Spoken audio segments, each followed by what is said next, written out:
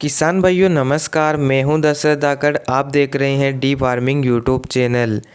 किसान भाइयों, प्याज की फसल में लगभग सभी क्षेत्रों में कंद बनना शुरू हो चुका है। यानी कि प्याज की फसल लगभग 2 महीने के आसपास की हो चुकी है और अब प्याज में कंद बनना शुरू हो चुका है। प्याज की फसल से अच्छी पैदावार लेने के लिए सबसे ज़रूरी है कि हमें प्याज के कंद को बढ़ाना होगा, ताकि हमारा उत्पादन भी अधिक निकले और मार्केट में हमारे प्याज को काफ़ी अच्छा भाव मिले। इस वीडियो में मैं आपको कुछ ऐसे तरीके बताऊंगा जिनका उपयोग कर आप अपने प्याज के कंद को बढ़ा सकते हैं। पूरी जानकारी के लिए वीडियो को आखिर तक ज़रूर देखें। चैनल पर नए हो चैनल को सब्सक्राइब करें, पास में जो घंटी का निशान आता है उसे ज़रूर दबाएं। किसान भाइयों, प्याज के कंद का आकार बढ़ाने के लिए सबसे ज़रूरी है कि हमारा प्याज का पौधा पूरी तरह से स्वस्थ होना चाहिए, हरा भरा होना चाहिए। तब ही हमारा प्याज का कंद अच्छे से विकास करेगा और आकार में बढ़ पाएगा। अगर आप शुरुआत से प्याज की फसल में ध्यान नहीं देते हैं और कंद बनते समय आप उसके आकार को बढ़ाने के लिए विभिन्न प्रकार के स्प्रे करते हैं, तो उनका रिजल्ट आपको अच्छा नहीं मिल पाता है। शुरुआत से अगर आप प्याज की देखरेख करते हैं, पौधे को स्वस्थ हरा भरा बनाए रखते हैं, तो आमतौर पर आप अपने प्याज के कंद को आसानी से बढ़ा सकते हैं। तो शुरुआत से आपको अपने प्याज में हरा भरा बनाए रखने के लिए आपको हर 15 दिन में प्याज की फसल में कीटनाशक और फंगीसाइड का स्प्रे करना है।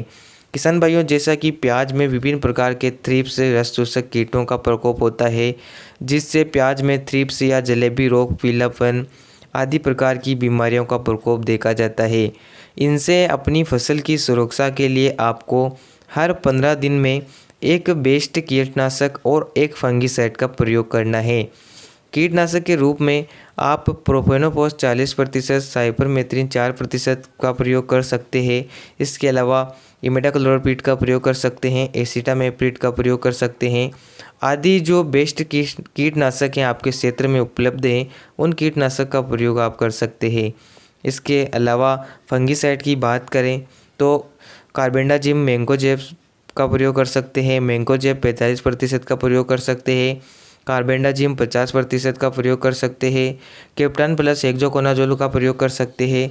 अगर आप समय समय पर फंगीसाइड और कीटनाशक का प्रयोग करते हैं तो इससे प्याज की फसल एकदम स्वस्थ तरीके से बढ़वार करती है।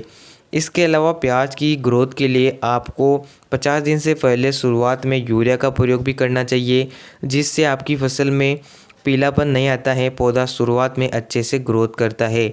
बरसात ज़्यादा होने से पौधे में पीलापन भी आता है, तो आप उस समय यूरिया का प्रयोग कर सकते हैं। इसके अलावा जब प्याज में छोटी मात्रा में कंद बनना शुरू हो जाए, यानी कि जब कंद बनने की प्रक्रिया शुरू हो जाती है, उस समय आप NPK 05234 का प्रयोग करें। NPK 05234 में 52% फास्फोरस होता है, 34% पोटास होता है। फास्फोरस पौधे के जड़ों तथा तनों का विकास करता है, जड़ों की गहराई ज़मीन के अंदर ले जाता है। इसके अलावा पोटास कंद को बड़ा करने का काम करता है, कंद को चमकदार बनाता है। 15 लीटर के स्प्रे पंप में आपको 100 ग्राम NPK 0050 का प्रयोग करना है। वहीं आपको 1 एकड़ में 150 लीटर पानी का प्रयोग करना है।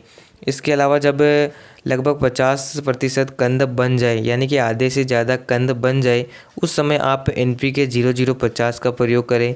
इसमें 50% पोटास पाया जाता है, वहीं इसमें कुछ सल्फर की मात्रा भी मौजूद होती है। अगर आप इस समय NPK 0050 का प्रयोग करते हैं तो पोटास कंद को बड़ा बनाने का काम करता है, साथ ही कंद में एक चमक प्रदान करता है। तो आप इसका प्रयोग भी लगभग 800 से 1 किलोग्राम प्रति एकड़ की दर से कर सकते हैं।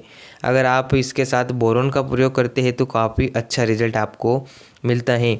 बोरोन एक सूक्ष्म पोषक तत्व है, इसका प्रयोग करने से भी यह प्याज के कंद को बड़ा करने का काम करता है। बोरोन की मात्रा आपको 200 से 250 ग्राम के हिसाब से रखनी होती है। इसके अलावा अगर आपके प्याज की ग्रोथ अच्छे से हो गई है और कंद का विकास नहीं हो पाया है, पौधा भी हरा भरा है, तो आप प्लांट ग्रोथ रेगुलेटर का प्रयोग कर सकते हैं, जिसमें कि मार्केट में सिजेंटा का कल्टार आता है, उसका प्रयोग आप कर सकते हैं। तो इस तरीके से आप प्याज के कंद का आकार आसानी से बढ़ा सकते हैं। उम्मीद है जानकारी पसंद आई होगी। वीडियो को लाइक और अधिक से अधिक शेयर करें। मिलते हैं नई वीडियो में। धन्यवाद। जय किसान।